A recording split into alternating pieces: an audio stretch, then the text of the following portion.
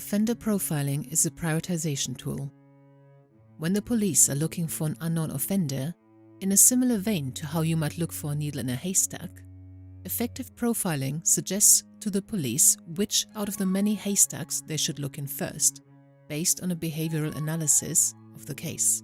Whilst offender profiling has been portrayed as this very mysterious and glamorous thing that near-psychic people do in films and TV shows, in real life there have been a number of successes and a number of failures. Investigative psychology encompasses a lot more than offender profiling, but even that it does with a scientific method behind it. In the UK, the people who do the actual offender profiling, the National Crime Agency's behavioral investigative advisors, used offender profiling as only one of the tools they offer police forces amongst several others.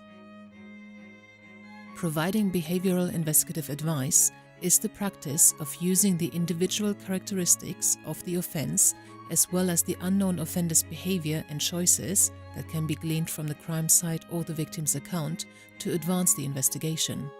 Offence characteristics are features such as how, with what, and against whom the offence was committed. For example, does it appear to have been carried out spontaneously or was it pre-planned? Does the perpetrator seem to have experience in offending, etc.? The unknown offender's behaviour and decision-making is really what the BIA is trying to get at, as this could help narrow down or prioritise a potentially long list of suspects. For example, if we could go from something as general as a male who was in the area at the time, which could be a nightmare to investigate, to something more specific, such as a male who knows the area very well. He is likely to have had a personal relationship with the victim whom he targeted specifically. He is likely to have planned out the offence in detail and did so with precision and no mistakes, and that might imply he has previous criminal experience, and he is likely to have access to the specific tools he used in the offence. Well, that would be so much better. In that case, police might have a starting point and could prioritise investigating males who fit that description.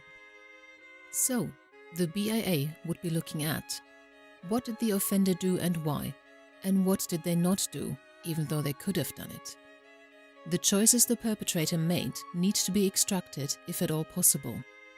Why did they do A, E and F, but not B, C or D? So the offender profile is used for prioritizing unknown suspects, but in order to create a profile, careful behavioral analysis has to take place.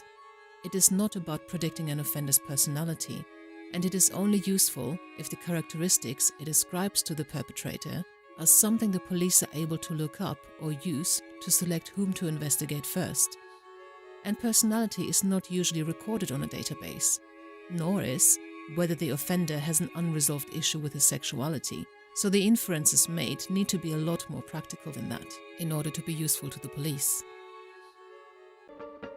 Thank you for watching. I hope you found this content useful. You can get access to each episode's transcript with key learning points, timestamps and references if you get yourself onto my mailing list. Just go to the main website on policesciencedoctor.com, and on the bottom of each page you will find a sign-up form for notifications of new content. Just enter your first name, your preferred email address and the type of organization you work for. You will not get any spam. This is just for me to let you know about new content and for you to get access to all the transcripts.